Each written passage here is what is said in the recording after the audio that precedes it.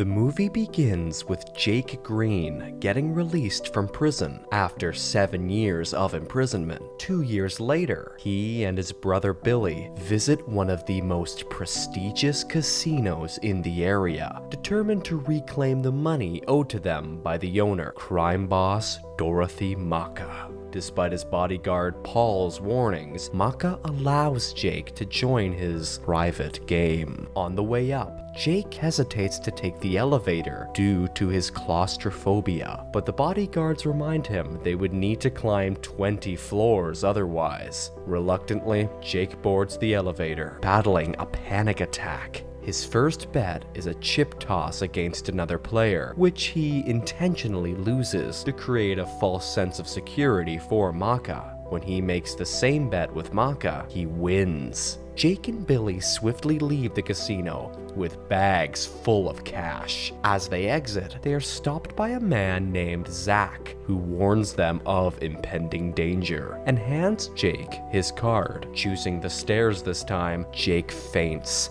and falls as the card reveals the message, "Take the elevator." Jake is rushed to the hospital, where Maka expresses his concerns to Paul. Maka believes Jake seeks greater revenge after 7 years in jail, particularly due to a past incident involving his sister-in-law. He instructs Paul to hire the best hitman to eliminate Jake. At the hospital, doctors find no immediate cause for Jake's blackout and advise him to rest while awaiting blood test results. Billy returns to his home while Jake takes the bodyguards for protection. As soon as they arrive, the bodyguards are shot dead. Jake narrowly escapes by finding a card on the floor that says, "Pick this up," and bending down just in time. He attempts to flee in his car, but the driver is also shot. Fortunately, Zach arrives in the nick of time to save Jake and take him away. The hitman, Sorter, is baffled by his failure and suspects someone tipped Jake off. When Maka scolds Sorter for missing his target, Sorter claims he had a bad feeling. Meanwhile, Zach takes Jake to meet his partner, Avi, who has somehow obtained Jake's medical file. The test results reveal that Jake has a rare blood disease that will cause his death within 3 days. Zach and Avi offer Jake their protection under 2 non-negotiable conditions. He must give them all his money and comply with anything they ask, including answering all their questions. They give Jake 3 hours to decide, but he leaves without saying a word, convinced they are trying to trick him. Jake goes to the hospital for confirmation and receives the same diagnosis. Still skeptical, he suspects Zach and Avi paid off the lab and seeks a second opinion from his private doctor, who also confirms the prognosis. After threatening the doctor with a gun to ensure he isn't being paid off, Jake realizes he has no choice. He withdraws money from the bank and returns to accept Zach and Avi's deal. As they drive around, Avi explains that they are loan sharks and will be using Jake's money for their operations. After visiting their first client to drop off money, Avi demands that Jake recount his history with Maka. Jake explains that Maka once employed 3 very foolish men known as the 3 Eddies. They lost their card man before a big game and, knowing Jake was a skilled player, forced him to replace their man by threatening Billy's family. During the game, the other players insulted Jake and his mother, provoking Jake into starting a gunfight. The power went out, the money disappeared, and soon after, Jake's name was dropped, leading to his arrest. To ensure his silence, Maka's men threatened Jake's niece and accidentally killed his sister-in-law when she tried to protect her daughter. Jake kept quiet about Maka's involvement and spent 7 years in prison. During his incarceration, the 3 Eddies angered Maka and ended up as concrete. After visiting a series of clients, Zach sends Jake to stay at a motel. Meanwhile, Maka and Paul visit crime kingpin Sam Gold, considered the ultimate figure that all other crime bosses aspire to emulate.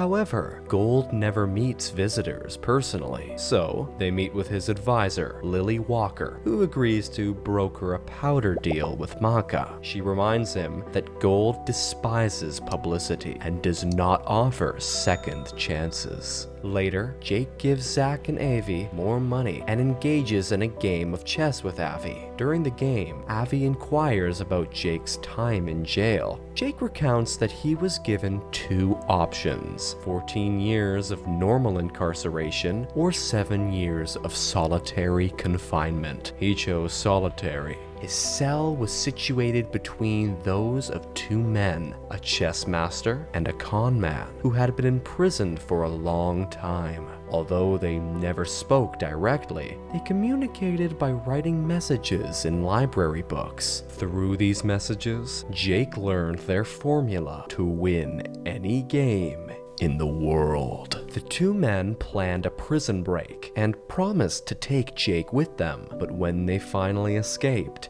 they vanished without a word, leaving Jake behind. Upon his release 2 years later, Jake discovered that the two men had taken all his money, leaving only a note that said, "You can only get smarter by playing a smarter opponent." Jake then used their formula to amass wealth at various casinos. As days pass, Jake continues visiting various clients, distributing his money, and working under Zach and Avi's guidance. Despite being tasked with threatening clients who don't pay, Jake cannot bring himself to harm innocent, desperate people. Meanwhile, Avi and Zach are involved in a heist, chaining a wall to a truck to break it down and steal a safe containing the powder Maka had promised Lily. When Maka learns of the theft, he orders Paul to resolve the issue at any cost. Paul approaches their rival, Triad Kingpin Lord John, who agrees to provide the powder on short notice but demands an exorbitant price. Jake, Zach, Avi, and their team execute a plan to disrupt the exchange. They sneak into a room adjacent to the thugs' hotel room, create a hole in the wall, and inject sleeping gas, putting both Maka's and John's men to sleep.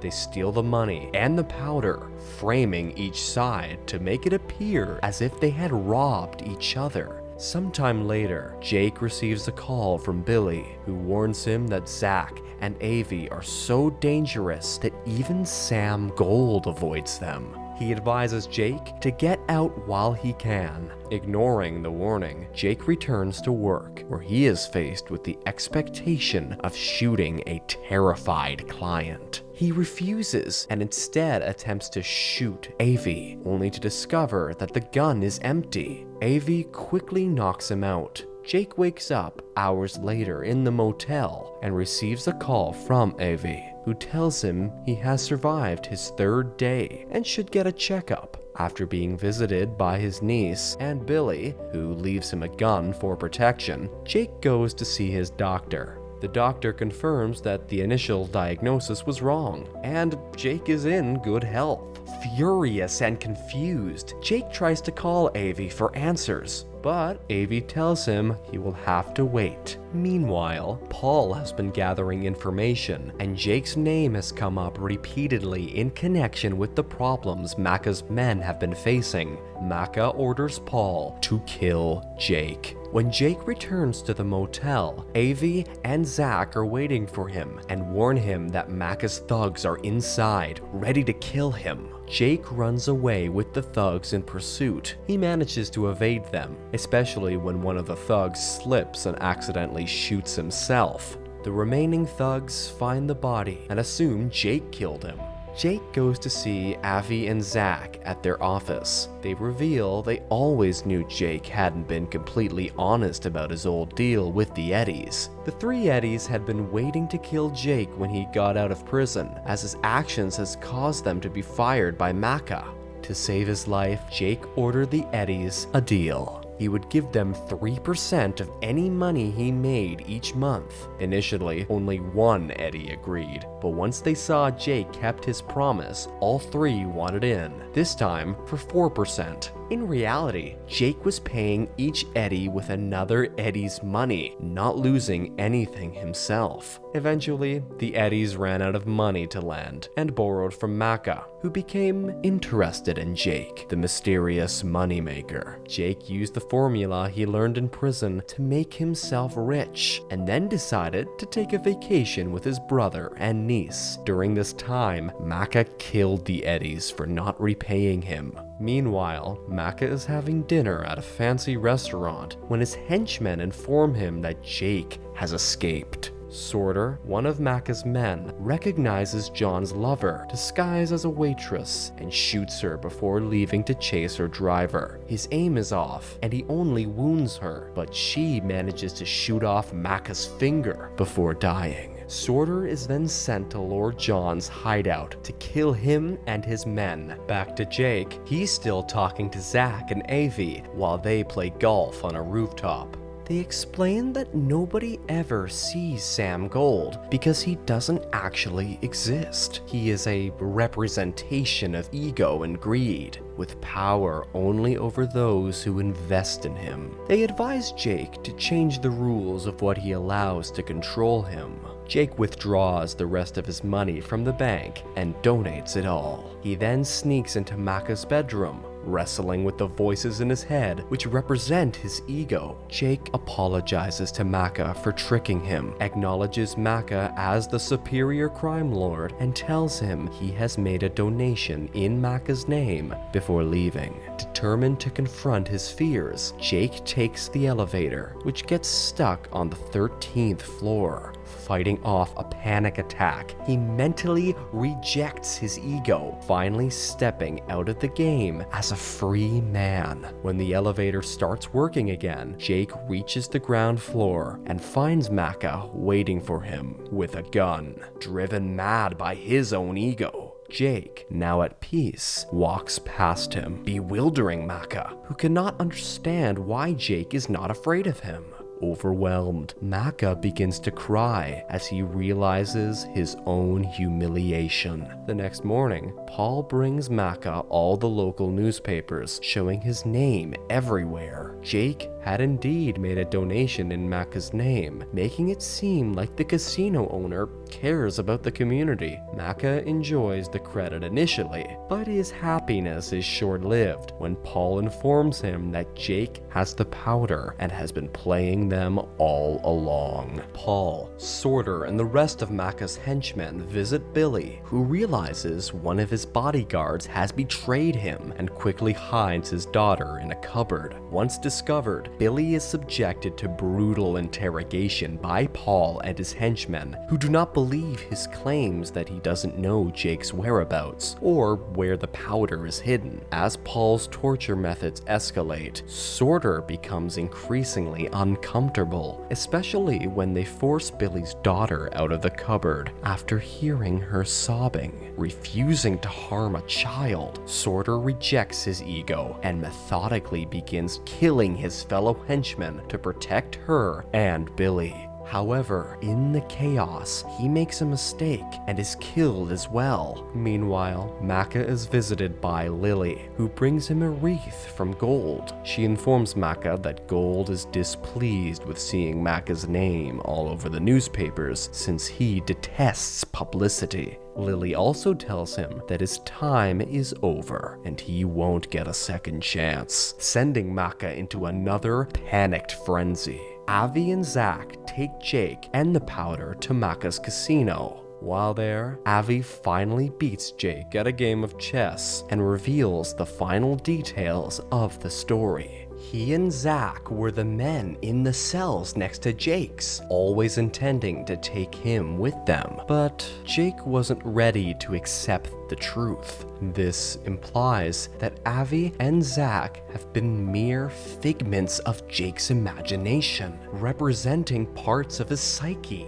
Unfortunately, Jake doesn't have time to fully process his revelation because the casino's bodyguards arrive to take him to Maka, who is holding Billy's daughter hostage. Dropping the bags of powder on the floor, Jake calmly reassures his niece that everything will be fine. This infuriates Maka, who is driven mad by Jake's lack of fear, even with a gun pointed at the child. Overwhelmed by humiliation and his own ego's tormenting voices, Maka reaches the conclusion that Jake can't hurt a dead man. In a final desperate act, Maka puts the gun to his own head and pulls the trigger, ending his life. The movie concludes.